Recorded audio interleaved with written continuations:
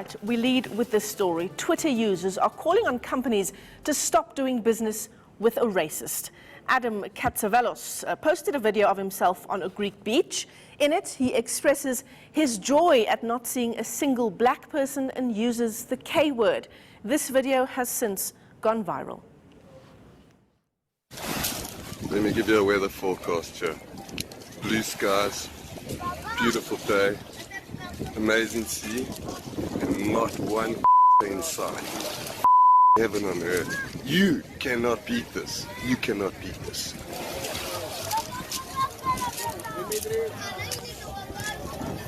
All right, just a note that Katsavelos was one of the entrepreneurs profiled on Radio 702's Nedbank Business Accelerator program. That was back in 2014. It appears he works for a business started by his father.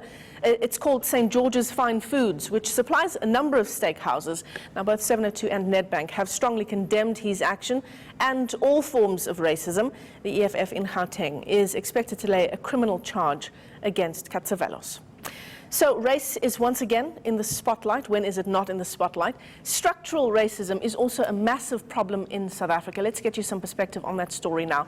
Our reporter Michael Marillier joins us at the touch screen. So Michael, you're looking at a number of key indicators. Talk to us about this issue of structural racism. Okay. Yeah, that's right, Michelle. We'll be looking at several indicators throughout the day as we try to unpack this particular issue. We're going to start, Michelle, on the issue of poverty, which of course is a key problem in South Africa, which we need to address as soon as possible. There are clear racial biases when it comes to poverty in this country. These are the latest stats from Statistics South Africa, and what you're seeing there, almost 2/3 of black South Africans living under the poverty line. In terms of coloured South Africans, almost 42%, and as you'll see over there, a tiny minority of white South Africans living in poverty in 2018, just 1% over there.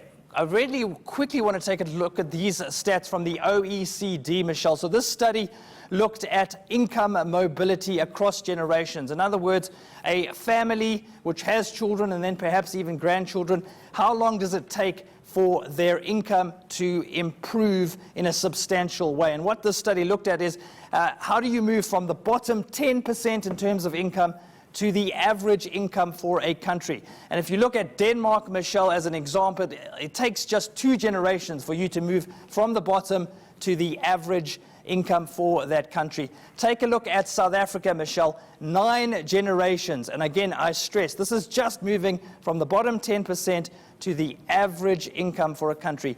9 generations to get that kind of mobility.